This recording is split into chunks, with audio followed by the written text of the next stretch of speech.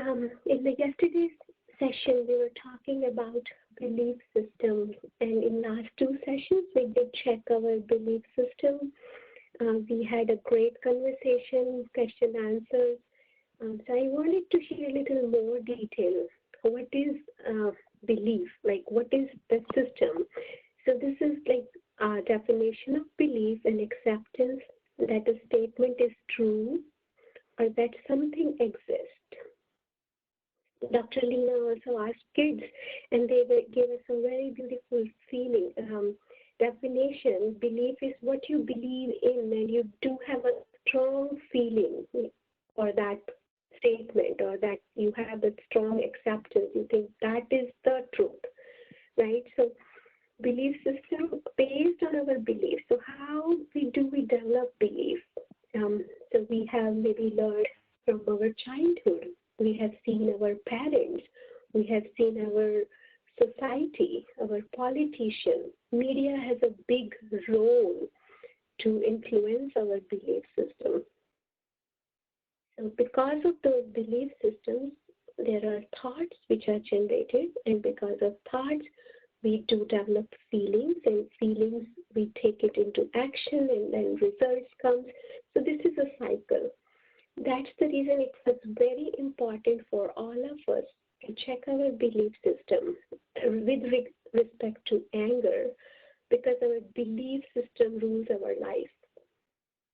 So we all agreed anger is common.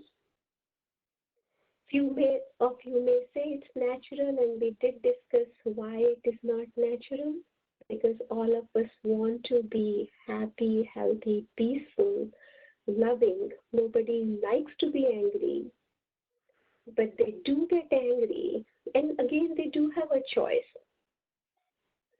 So we need to now challenge our belief system, what we have learned through childhood. Are these belief systems working for me? If not working, can I try out something new? Have that open mind, that programming, that mind conditioning. Yes, it has happened. It has become a habit over several years. But you all know we can change our habit. I don't smoke. I don't know how it feels to quit smoking, but I do know people, even including my father. He used to be a smoker. He did quit smoking. How did he do that? So to me, even this anger, this is just like a habit. And if you can quit smoking, you can even quit anger. So we'll talk about first managing anger, and quitting also will happen if you have that willpower, determination, and you watch your thoughts very carefully, you watch your feelings very carefully. So you can definitely take care of your emotion and not let it become wild or fire. Because we did all agree anger is damaging to our body, to our spirit. It is very harmful for even our relationships. So yesterday we were talking about beliefs.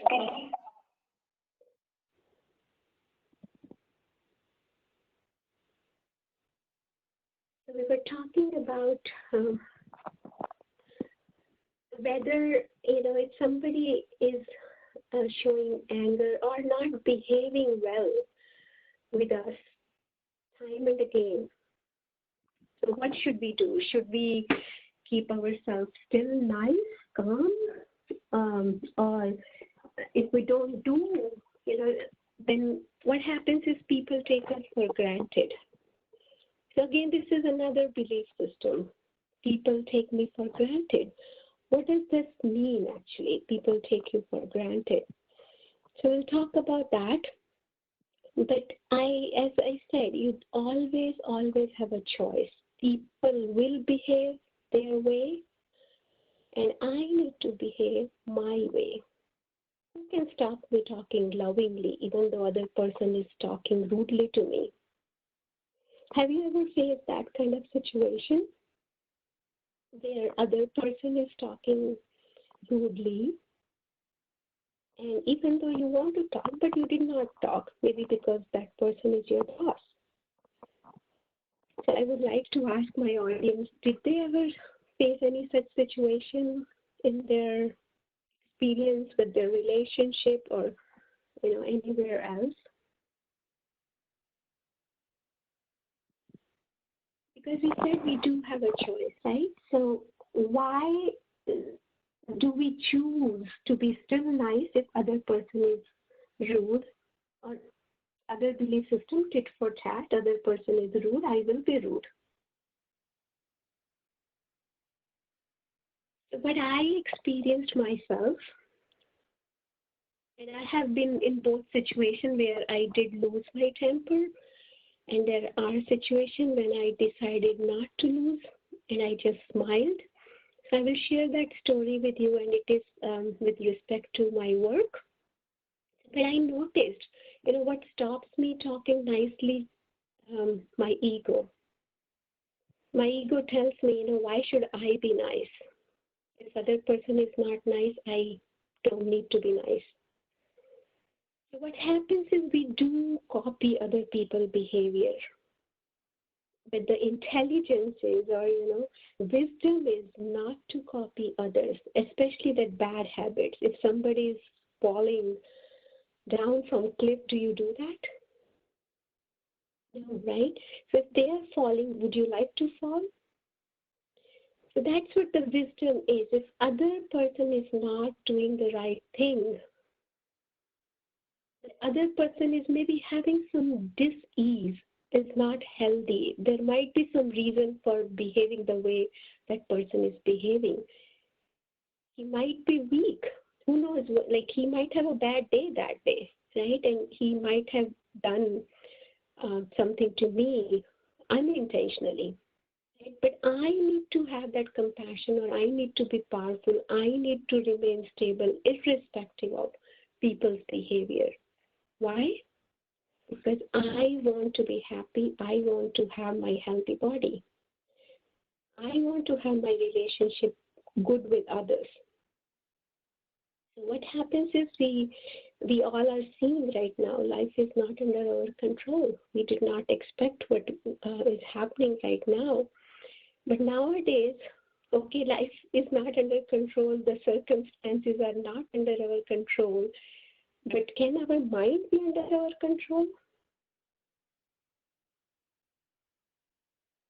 If our thoughts, as I said in the beginning, make our destiny, and we lose control our mind, our words, and our hands, and doing those things which we should not be doing, then we can imagine how our life is going to be, or how we can create our destiny. Poonam, can I add something? Absolutely, doctor. Yeah, so I very much agree with what you are saying. The only thing I guess I would add is that if somebody is feeling like if I don't react in an angry way, the other person would take me for granted. I just want to clarify. Maybe there was a little bit of maybe discussion around this yesterday. I can't remember. It was clarified well. Is that even though we are saying that you have to modulate your emotions and catch your thoughts and feelings before it gets to that anger zone. I think the idea is not to like have a kind of a same cookie cutter approach in every situation. If you are feeling like I need to stand up for myself and I need to be assertive and I need to be sharing my view about this and helping other person understand what my perspective on this is, and so that actually is a good idea. So it is again, it doesn't need to be expressed in a major anger way, but you can be assertive and show your frustration or your discomfort or distress around what other person is doing or what their opinion is, and kind of sharing your point of view. So we are not saying that should just like, suck it up and like basically, let people take for granted. I think it is also situation specific. But how you deal with that is certainly a choice, and it does not need to be in an extreme reactive anger kind of manner. It can be modulated, and you can still be assertive and maintain your self-respect so you're not feeling like people are taking for granted. Thank you, Dr. Lina. So that's what I was alluding to, emotional immunity. We need to improve our emotional immunity. People will say what they want to say, but if we keep getting impact on our own well-being, then, we will, end of the day, I am the one who will suffer, and suppression is not the right way. Very so how true. do we Yeah, so we will talk about how do we express it. As Dr. Lina said, there are levels of anger, and then, there are ways to express. But I wanted to take that moment and differentiate, what is fact and what is belief system. So we talked about belief system, and here I'm sharing a fact, and I'm sure all of you will agree. Anger is omnipresent. Whether it's men, women, children, caste, community, country, religion, you talk about anything, any culture, right? It's global. And we do know from media, there is no day will pass without impact of anger, right? Like violence, we do know. Newspaper is full of that kind of stories. So what is anger? So I was trying to find a definition, and we are right now talking, there are different levels of anger, so we'll learn about that. But definition as per dictionary is, it's a strong feeling of annoyance, displeasure, or hostility. So irritation, is smaller form, and hatred is the, ultimate form of anger. And we all know hate crime, what kind of crimes are those. So we all are, civilized professionals. So we do know how it can impact, right? So our goal is to watch our own feelings, thoughts, and look at the level where we are going, and then take control of it. So these are some of the other definitions. We can say anger is temporary insanity. And we talked about anger is self-paralyzing emotion. So I will share a little more why is that. And anger is an acid which harms the vessel more than on whom it is poured, right? So when we create and generate anger, we are harming ourselves more than the other person. And I did explain a little bit why is that. So you said like something once to other person, suppose for 30 seconds or for just a minute, and the other person, suppose, has developed immunity and not doing anything for your anger, but he's holding or she's holding your words inside and not forgetting or forgiving and remembering it for rest of his or her life, and then talking to 10 other people saying this person is bad, he or she did this to me.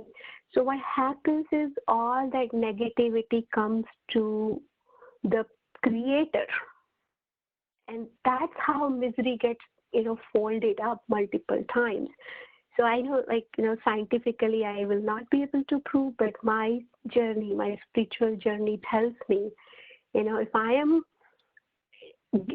giving hurt to anybody, it comes 10 times back to me, or maybe multifold. And same is true for good things. If I am helping someone, do good, have good, right?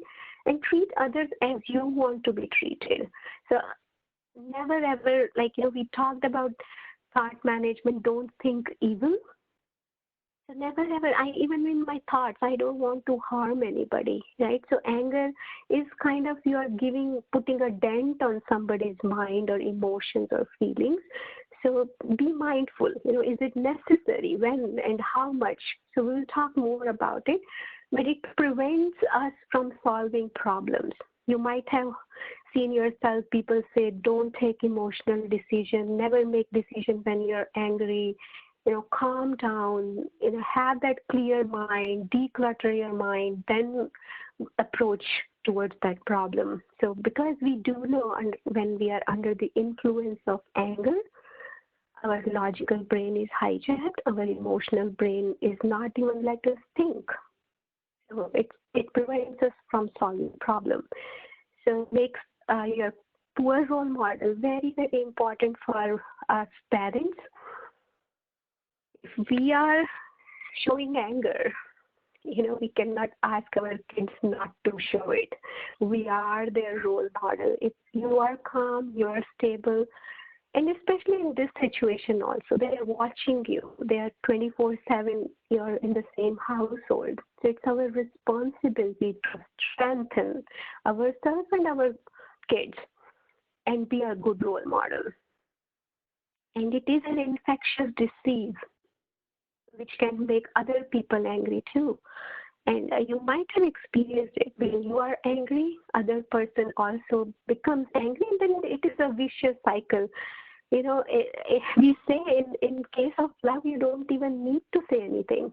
You can just express it through your eyes, right? When we are angry, no matter how many words we use, back and forth, then also we are not able to communicate or come to a conclusion. Why is that? Because it's a kind of a dis-ease. You're not at ease. You're not giving the right energy. So who will break that cycle? So receiver end, you don't have control, but if you are the transmitter, you can certainly take control and take a pause and ask yourself, is it what? Just spoil my mood and whole house harmony or peace? So that is our responsibility as the parents. So anger is a secondary emotion. Dr. Lena did clarify that during kids session also. So Dr. Lena, would you like to share with us again?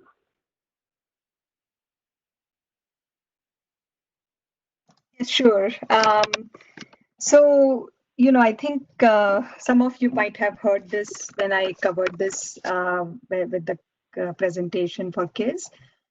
So the understanding is that, what comes out as anger or angry behavior is really the tip of the iceberg. Usually there is multiple other emotions that are slowly kind of building up, and they're under the surface, and we don't really see those most of the times.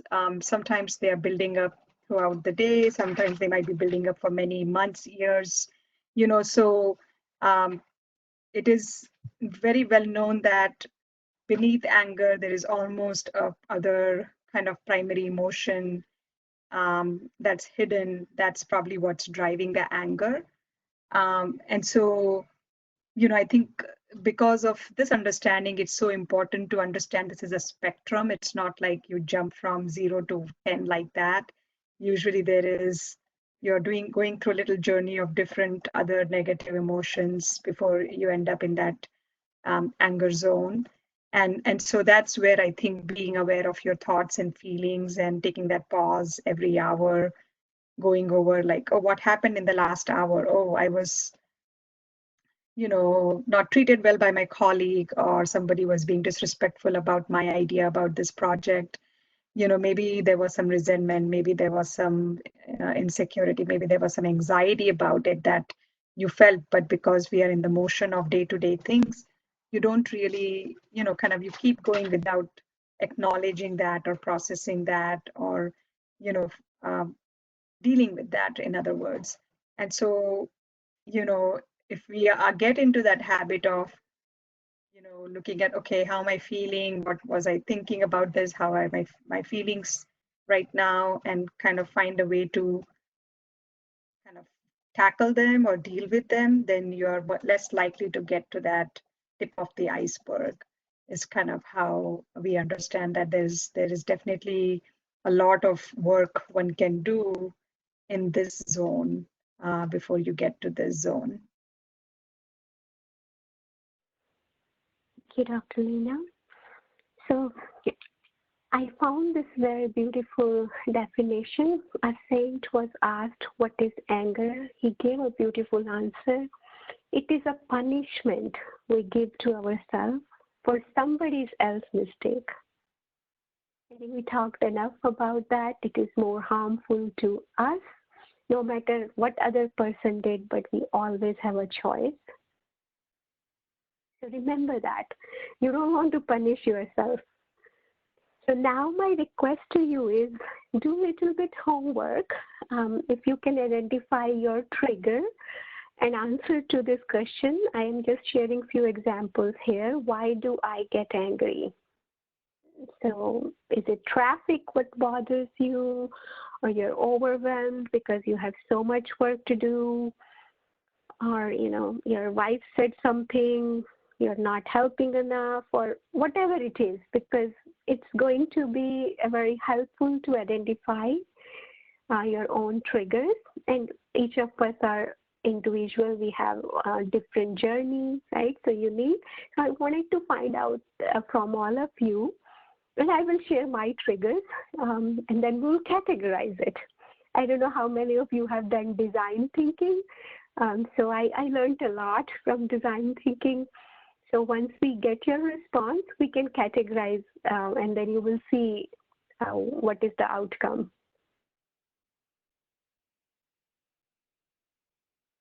Would anybody like to type or share their triggers?